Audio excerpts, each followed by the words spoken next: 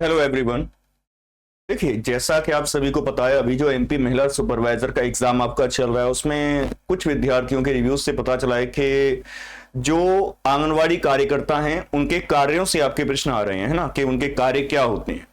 तो इसी विषय पर चर्चा करने के लिए आज हम आपके सामने उपस्थित हैं और इस टॉपिक की थोड़ी डिमांड भी आपकी काफी आ रही थी। कई विद्यार्थी कह रहे थे सर एक वीडियो बना दीजिए आंगनवाड़ी कार्यकर्ताओं के क्या कार्य होते हैं इस विषय पर। तो बेसिकली ये कोई बहुत बड़ा टॉपिक नहीं है, तो यहां पर हम केवल उनके कामों की बात करेंगे कि आंगनवाड़ी कार्यकर्ता जो होती हैं वो क्या काम करती हैं।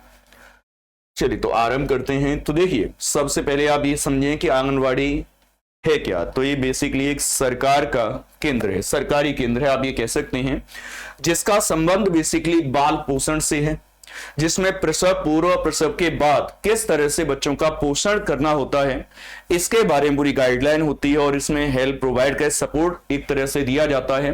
बाकी विद्यालय शिक्षा के लिए बच्चों को तैयार किया जाता है, प्री स्कूल एजुकेशन होती है एक तरह से।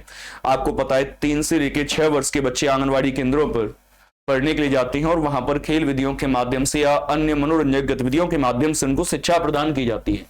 साथ ही बच्चों के टीकाकरण के कार्य में भी आंगनवाड़ी कार्यकर्ताओं का अहम रोल होता है, यानी किस बच्चे को किस एज पर कौन सा टीका लगता है इस सब की जानकारी दी जाती है और इस कार्य को सुनिश्चित करने में भी हेल्प प्रोवाइड की जाती है। और साथ ही साथ हम कह सकते हैं कि छोटे बच्चों के पोषण, सेहत व शिक्षा से जुड़ी हुई जितनी भी बच्चों की जरूरतें होती हैं उनको पूरा करने के लिए सरकार के द्वारा एक समर्थित केंद्र होता है आंगनवाड़ी। और इसके तहत जो इसका बेनिफिट जो मिलता है या फिर सहायता किसको दी जाती है उसके बारे में बात कर लें तो जो आपके छोटे बच्चे हैं 0 से लेकर, इनफैक्ट 0 भी नहीं, हाँ बिल्कुल 0 ही बोल सकते हैं क्योंकि यहां गर्भावस्था भी शामिल है ना। तो यहां प्रसव पूर्व अवस्था से लेकर के 6 वर्ष तक के जो भी बच्चे होते हैं उनको बेनिफिट मिलता है। साथ ही टीन एज की युवतियां होती हैं, दैट मीन्स किशोरियां, उनको प्रॉपर गाइडेंस इसमें दिया जाता है, उनको हेल्प मिलती है। और साथ ही जो धात्री महिलाएं होती हैं यानी गर्भवती महिलाएं या जो बिल्कुल अभी हाल ही में मैटरनिटी के दौर से गुजरी हुई, यानी कि आप कह सकते हैं वो माताएं जो शिशु की देखभाल करती हैं, उनको भी जो उनकी जरूरत के लिए गाइडेंस होता है वो आंगनवाड़ी के माध्यम से प्रदान किया जाता है। और एक नजर डालते हैं इनके कामों पर भी, कौन कौन से कार्य बेसिकली इनके द्वारा किए। देखो इंग्लिश वाले विद्या को इंग्लिश में स्लाइड आपकी मौजूद है ना, तो उनको खास कोई परेशानी नहीं होगी।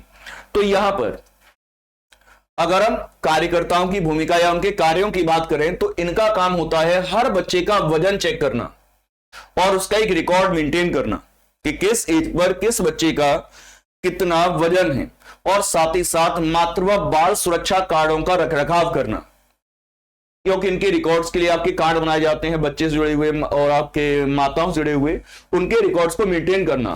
3 से लेकर 6 साल तक के जो भी बच्चे हैं उनकी प्री स्कूल एक्टिविटीज का संचालन करना, और 0 से लेकर 6 साल तक के बच्चे, गर्भवती महिला, उन सब के लिए अनुपूरक पोषण युक्त आहार होता है उसका इंतजाम करना। साथ ही साथ स्तनपान और शिशु आहार को लेकर के माताओं को जरूरी परामर्श देना या इनको गाइड करना भी होता है। बाकी हैजा, दस्त, कुपोषण इत्यादि की जो भी आपकी बीमारियां होती हैं, इस तरह के मामलों को स्वास्थ्य केंद्र भेजना, यह भी इनकी एक रेस्पॉन्सिबिलिटी होती है। और साथ ही घरों में बच्चों की विकलांगता की पहचान करना, और अगर कोई स्पेशली विकलांग बच्चा मिलता है तो उसको हम कह सकते हैं पीएससी या फिर विकलांगता पुनर्वास केंद्र भेजना।